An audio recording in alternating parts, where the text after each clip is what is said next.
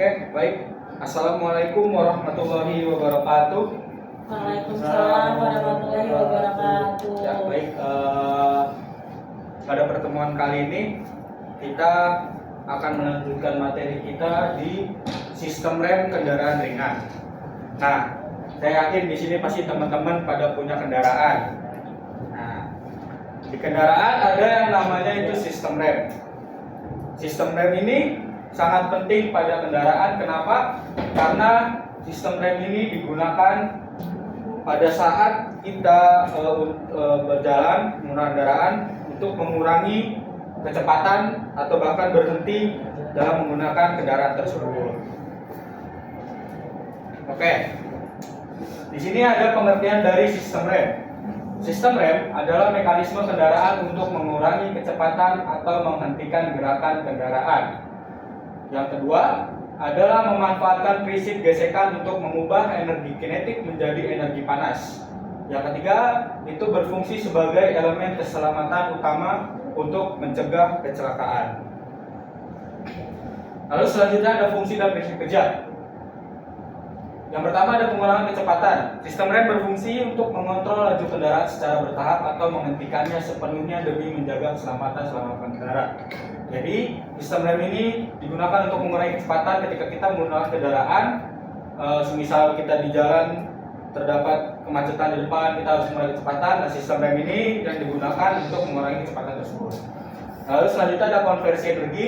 Berdasarkan hukum kekekalan energi, sistem ini bekerja dengan mengubah energi kinetik dari putaran roda menjadi energi panas melalui proses gesekan mekanis. Jadi di sini juga bukan hanya untuk mengurangi dan menghentikan laju kendaraan, tapi juga di sini ada sebagai konversi energi. Karena pada dasarnya sistem rem ini menggunakan gesekan yang menghasilkan energi panas dari putaran si roda tersebut. Lalu tren dan torsi penghambat. Gesekan yang tercipta antara komponen diam dan komponen berputar menghasilkan daya hambat yang efektif untuk melawan arah gerak kendaraan. Nah, jadi ketika sebuah komponen diam dan komponen berputar ini dia beradu lah, bergesekan, itu menghasilkan daya hambat yang efektif untuk melawan arah gerakan kendaraan. Nah, di sini kita ada komponen utama dari sistem rem. Yang pertama itu adalah pedal rem. Nah, pedal rem berfungsi untuk apa sih? Itu sebagai input kontrol pengemudi untuk mengaktifkan sistem pengereman melalui tekanan mekanis. Nah, ini pedal rem itu ada untuk kendaraan mobil ya. Biasanya kalau untuk motor dia namanya handle rem. Itu sama aja. Lalu selanjutnya ada master cylinder. Dia berfungsi untuk mengubah tekanan mekanis dari pedal menjadi tekanan hidrolik yang akan diteruskan ke setiap roda. Nah, jadi ketika pedal rem ini kita injak, energi injak tersebut nanti diteruskan ke master cylinder. Nah, master cylinder ini nanti akan meneruskan minyak rem itu ke kaliper untuk nantinya mendorong piston untuk mendorong kampas agar bergesekan dengan si rotor atau disc brake tersebut. Dan ada juga aktuator rem. Ini menggunakan komponen seperti kaliper atau silinder roda untuk menekan kampas rem terhadap piringan atau tromol. Nah, jadi seperti yang saya katakan tadi, kaliper nanti ini ada piston untuk mendorong sebuah kampas rem untuk menekan piringan atau tromol. Selanjutnya ada cairan rem atau brake fluid. Karakteristik dari cairan rem ini memiliki kemampuan menyerap kelembapan dari udara untuk mencegah korosi pada komponen logam sistem rem. Nah, jadi cairan rem ini berfungsi untuk mencegah korosi pada komponen-komponen logam di sistem rem. Kenapa dia harus mencegah korosi? Nah, karena kalau misalkan dia tidak mencegah korosi, terjadi korosi di pada sistem rem, nanti sistem rem jadi tidak maksimal. Lalu cairan rem juga memiliki titik didih yang tinggi. Itu mempertahankan stabilitas performa dalam kondisi suhu ekstrim guna mencegah kegagalan rem akibat penguapan cairan. Nah, jadi karena emang gesekan rem itu sangat panas, jadi sistem rem, cairan rem dibuat untuk memiliki titik didih yang tinggi. Selanjutnya yang terakhir adalah kompatibilitas seal. Ini dirancang khusus agar tidak merusak komponen karet atau seal pada silinder master dan silinder roda. Jadi ada yang namanya seal, itu dia dirancang khusus agar tidak mudah robek nantinya, supaya tidak terjadi kebocoran. Selanjutnya ada katup pengimbang atau proportioning valve. Dia berfungsi untuk mengatur tekanan hidrolik ke rem belakang secara otomatis saat pengereman mendadak. Selanjutnya ada pencegahan penguncian. Ini memastikan roda belakang tidak terkunci lebih awal guna menjaga stabilitas kendaraan. Lalu yang terakhir ada mekanisme kerja.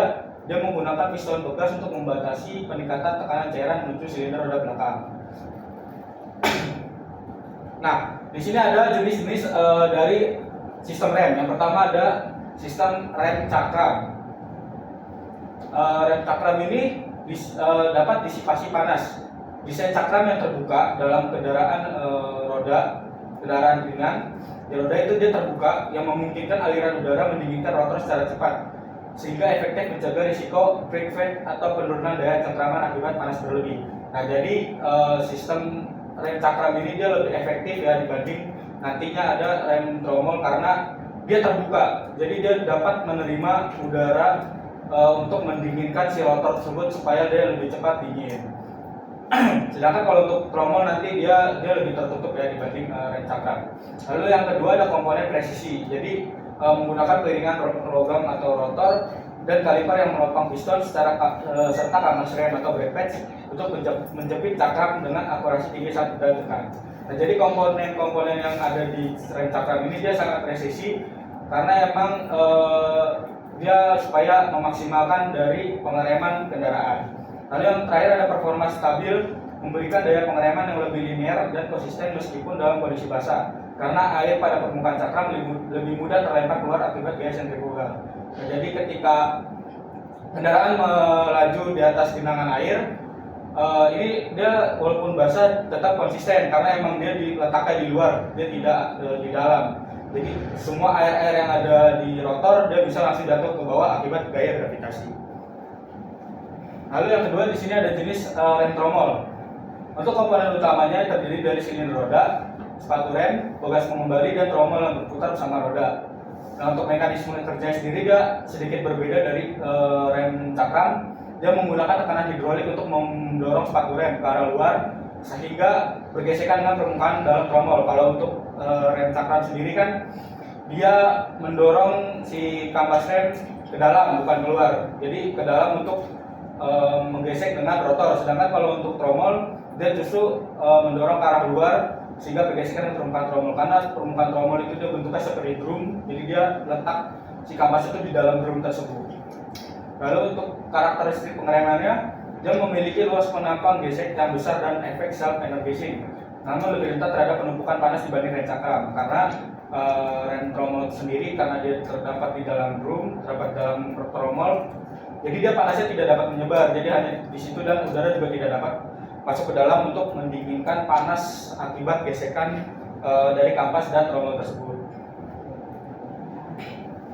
Selanjutnya di sini ada mekanisme dari rem parkir. Yang pertama ada tuas penggerak, komponen mekanis yang ditarik oleh pengemudi untuk melakukan sistem pengereman darurat atau parkir. Ketika kita nantinya pergi ke suatu tempat lalu kita parkir, ada yang namanya rem parkir supaya kendaraan dapat berhenti dan tidak bergerak kembali. Nah, itu ada tuasnya, nanti dia akan ditarik oleh pengemudi biasanya di sebelah kiri. Itu dia selain untuk parkir juga dapat mengaktifkan sistem pengereman darurat. Lalu di rem parkir juga ada kabel baja, dia penghubung fleksibel yang menyalurkan gaya tarik dari tuas menuju mekanisme rem pada roda belakang. Jadi dari tuas tersebut untuk meneruskan gaya dia menggunakan kabel baja yang nantinya akan menuju ke roda belakang, biasanya mengunci si kampas remnya untuk menahan dari laju kendaraan. Lalu ada pengunci mekanis, sistem gerigi atau ratchet yang menjaga tekanan rem tetap terkunci tanpa memerlukan tekanan hidrolik berkelanjutan. Nah, di sini ada pemeriksaan dan perawatan rutin. Di sini ada pertama ketebalan komponen. Seperti yang kita tahu untuk sistem rem ada beberapa komponen yang harus kita periksa dari segi ketebalannya. Itu biasanya ada di kampas rem atau sepatu rem ya untuk tromol. Jadi untuk mencegah kerusakan pada piringan cakram atau tromol akibat gesekan logam. Nah, jadi kalau kita nggak pernah nih ganti kampas, nantinya akan tersisa besi yang ada di belakang itu, nanti malah bergesekan dengan si rotor, mengakibatkan si rotor tersebut juga mengalami pengurangan diameter nantinya, yang akan malah kita harus membubut kembali dari si rotor tersebut. Nanti itu biayanya itu lebih tinggi lagi dibanding kita secara rutin untuk mengganti si kampas rem. Lalu selanjutnya ada cairan rem. Jadi pergantian cairan rem secara periodik perlu dilakukan karena sifatnya higroskopis atau menyerap air yang jika dibiarkan dapat menurunkan titik didih dan menyebabkan korosi pada sistem hidrolik. Nah, karena kan cairan rem ini tadi gunanya untuk tidak menyebabkan korosi pada sistem rem. Jadi kalau misalkan dia kemasukan air atau kemasukan udara, nantinya sifat dia yang tahan korosi bakal sedikit demi sedikit itu berkurang. Jadi malah sistem rem dapat korosi. Jadi sistem rem nanti jadi malah tidak maksimal. Lalu yang terakhir ada proses bleeding. Ini melakukan pembuangan udara palsu atau bleeding, memastikan tidak ada gelembung udara yang terjebak dalam saluran rem sehingga tekanan hidrolik tetap padat dan responsif saat pedal diinjak. Nah, jadi proses bleeding ini ketika kita itu terdapat udara di dalam minyak rem ya. Jadi ketika nanti kita menginjak pedal, kalau kita udah menginjak pedal nih, tapi kok kendaraan rasanya tidak berhenti, kecepatan berkurangnya semakin dikit gitu. Itu biasanya terdapat udara di dalam sistem cairan ya, di sistem cairan rem. Nah, itu dilakukan bleeding supaya udara dapat keluar. Jadi rem itu dapat maksimal kembali. Nah, di sini ada beberapa diagnosa kerusakan atau troubleshooting dari sistem rem. Pertama ada kebisingan rem. Biasanya itu terdapat suara decit atau geraman yang biasanya disebabkan oleh bantalan rem yang halus atau penumpukan rotor pada rotor. Nah, biasanya ini kalau misalkan suara decit ya untuk kampas rem yang udah mulai menipis atau mulai habis, atau si rotor tersebut itu kotor. Biasanya dilakukan pergantian kampas atau dilakukan pembersihan. Biasanya banyak debu-debu juga di rotornya. Lalu yang kedua ada pemeriksaan tekanan pedal. Mengevaluasi kondisi pedal rem yang terasa lunak atau spons yang seringkali mengindikasikan adanya udara dalam sistem hidrolik atau kebocoran mesin silinder. Nah, jadi ini biasanya terdapat udara ya di cairan rem. Jadi ketika pedal diinjak itu kendaraan berhenti jadi lebih lama gitu. Lalu yang terakhir ada deteksi getaran kemudi. Ini memeriksa pulsasi pada pedal atau getaran pada roda kemudi saat pengereman yang menandakan piringan cakram mengalami deformasi atau kawasan tidak merata. Nah, biasanya ini terjadi karena sebuah rotor atau disk itu dia bergelombang. Jadi dia di permukaannya tidak rata, jadi menyebabkan itu kemudi itu terasa bergetar dan kaki itu pedal juga biasanya jadi tidak rata.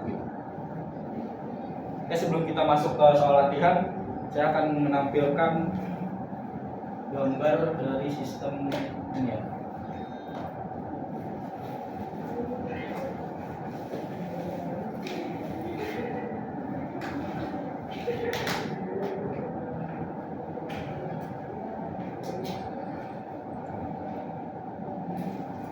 Nah, seperti yang kita lihat di sini, ini ada beberapa komponen dari sistem rem cakram.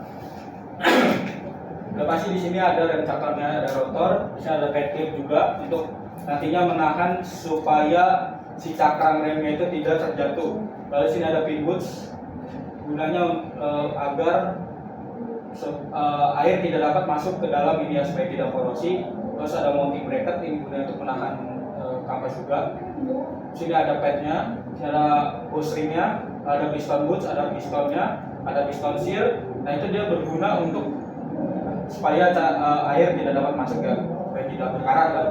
Terus ada bleeding cap, ada bleeding screw, bleeding crack ini supaya air tidak masuk ke tempat bleeding. Lalu ada bleeding screw, nanti ketika kita akan melakukan bleeding, di sini kita akan melakukan bleeding di bleeding screw. Jadi nanti akan dimasukkan sebuah selang khusus yang nanti akan diinjak pedal untuk mengeluarkan udara. Lalu sini ada silinder body juga, lalu ada pin untuk menahan si kaliper, lalu ada lock pin supaya kaliper tidak lepas.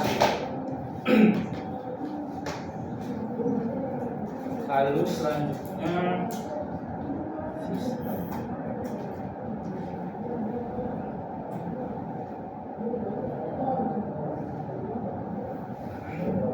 nah, kalau untuk sistem rem kronos ini dia berbeda dari tadi ya, sistem rem cakram.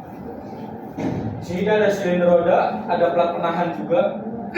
Lalu ada pegas pembalik. Jadi di sini terdapat pegas, ada penyetel otomatis, tuas penyetel otomatis, ada pegas tuas penyetel, ada pegas penahan sepatu, ada trommel rem, tuas sepatu rem tangan, pegas jangkar, kabel rem tangan, dan sepatu rem. Nah, jadi di sini ada platnya. Nanti di dalam plat ini terdapat sebuah komponen sistem rem tromol. Jadi dia ada ada pegas pembalik ketika nanti si piston ini mendorong sepatu rem keluar. Nah, yang membalikan supaya sepatu rem ke dalam keadaan semula itu yaitu pegas pembalik. Lalu ada penyetel otomatis nih ketika kampas rem sudah mulai berkurang akibat gesekan. Nah, kita bisa setel lagi nih supaya pengereman tuh kembali maksimal. Lalu ada tuas penyetel otomatis juga. Lalu ada pegas tuas penyetel. Lalu ada pinnya juga untuk menahan si kampas rem. Lalu sini ada tromol, karena saya bilang tadi dia tuh dia tertutup ya dibandingkan cakram yang terbuka. Karena dia di semua sistem remnya itu dia di dalam gitu. Lalu sini ada tuas sepatu rem tangan itu untuk rem parkir, ada pegas jangkar, lalu ada kabel rem tangan, lalu ada sepatu rem. Kenapa rem cakram itu dia lebih efisien dibandingkan tromol ya? Karena ya seperti saya bilang tadi, sudah kita lihat di sini, cakram itu dia di luar biasanya, di luar roda. Jadi ketika rem itu ada udara yang masuk dan gampanglah mendinginkan gitu. Jadi ketika terjadi gesekan kembali itu keadaan rotor itu udah dingin gitu. Jadi pengereman jadi tetap maksimal. Oke. Terakhir ada sebuah soal latihan. Kan tadi dulu juga ada 3 troubleshooting yang saya jelaskan. Saya mau nih selain 3 ini gitu kan kita juga ada bahas tromol sama dis. Apa sih 3 troubleshooting dalam sistem rem kendaraan ringan dan apa sih cara perbaikannya? Pasti ada 3 orang di sini kan, 1 orang 1 gitu. Mungkin boleh lah. Saya kasih waktu buat cari jawabannya. Selain 3 ini ya, ini biasanya ada yang bisikan, ada tekanan pedal sama getaran kemudi. Selain ini, saya kasih waktu. Troubleshooting ya Pak? Ya harus Pak. Ya, troubleshooting. Ya Pak. Boleh. Jadi nih, langsung mau jawab, seperti dia takut jawabannya kambil. Pak pinter ya kamu ya? Oke, boleh. Silakan ya, Dan. Apa jawabannya? Lain 3 ini ya? Bocoran pada selang rem Pak. Bocoran pada selang rem, oke boleh. Kira-kira perbaikannya apa tuh? Penyebabnya juga apa biasanya? Perbaikannya itu kita ganti dengan yang baru Pak, karena bisa ditambal. Oke, ganti selang yang baru ya? Iya. Ganti selang rem yang baru, oke. Biasanya penyebabnya apa sih Mas? Bisa bocor? Macam-macam Pak. Kalau Sebutin 2 deh. biasanya itu terjadi karena gesekan atau berbenturan dengan